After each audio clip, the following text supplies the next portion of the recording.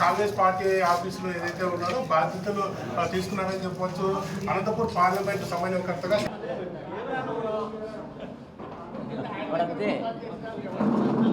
Ready రానా ఏమన్నా పక్కన ఉంటే ఎట్లానా ఆ పక్కకు రా బాగుంది.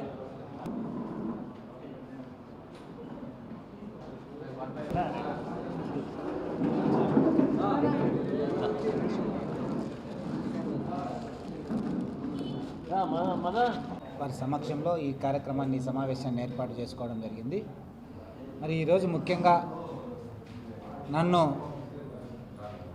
ఈ నెల 2వ తారీఖు అనంతరం పార్లమెంట్ వైఎస్ఆర్ కాంగ్రెస్ పార్టీ అభ్యర్థిగా జగనన్న ప్రకటించిన తర్వాత మరి ఈరోజు మరి అనుకోకుండా ఇక్కడికి రావడం జరిగింది పార్టీ కార్యాలయానికి. గౌరవ ముఖ్యమంత్రి వైఎస్ జగన్మోహన్ రెడ్డి గారు ఏ బాధ్యతలైతే నా మీద ఉంచాడో ఆ బాధ్యతలన్నీ కూడా నేను సక్రమంగా నెరవేరుస్తానని, అందరికీ అందుబాటులో ఉంటూ కార్యకర్తలకు, నాయకులకు, ప్రజలకు అందరికీ అందుబాటులో ఉంటూ జగనన్నకు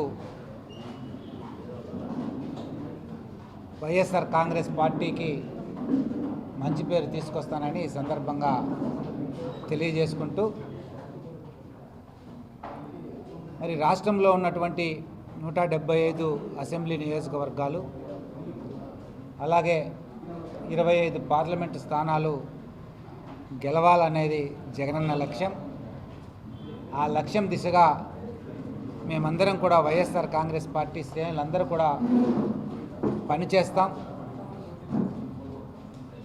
తప్పుకోకుండా 175కు 175 స్థానాలు గెలుచుకునే విధంగా, 25 పార్లమెంటు స్థానాలు గెలుచుకునే విధంగా తీర్పు ఇవ్వడానికి ఈ రాష్ట్ర ప్రజానీకమందరూ కూడా సిద్ధంగా ఉన్నారనే విషయాన్ని కూడా ఈ సందర్భంగా గుర్తు చేస్తూ, మరి జగన్మోహన్ రెడ్డి గారు నాపై ఉంచినటువంటి ఏదైతే గురుతరమైనటువంటి బాధ్యత ఉందో అనంతపురం పార్లమెంట్ అభ్యర్థిగా దానిని తప్పుకోకుండా నెరవేరుస్తానని, అనంతపురం పార్లమెంటు నియోజకవర్గంతో పాటు మరి సత్యసాయి జిల్లాలో ఉన్నటువంటి అన్ని నియోజకవర్గాల్లో కూడా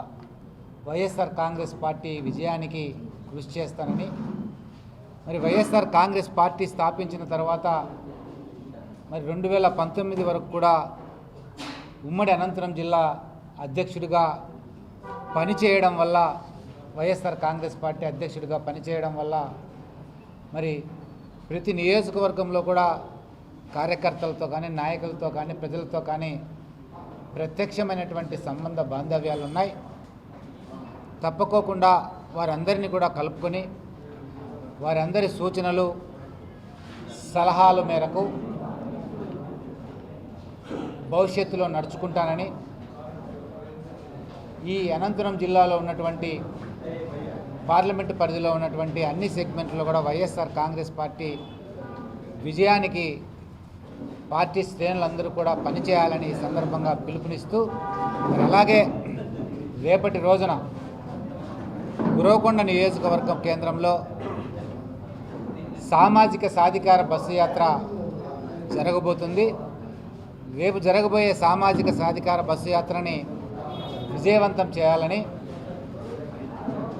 వైఎస్ఆర్ కాంగ్రెస్ పార్టీ నాయకులను, కార్యకర్తలకు ఈ సందర్భంగా విజ్ఞప్తి చేస్తూ, మరి మరొక్కసారి గౌరవ ముఖ్యమంత్రి జగన్మోహన్ రెడ్డి గారికి మీ ద్వారా ప్రత్యేకమైనటువంటి ధన్యవాదాలు, కృతజ్ఞతలు తెలియజేసుకుంటూ, మరి జగన్మోహన్ రెడ్డి గారు నాకు ఏ బాధ్యత అప్పగించినా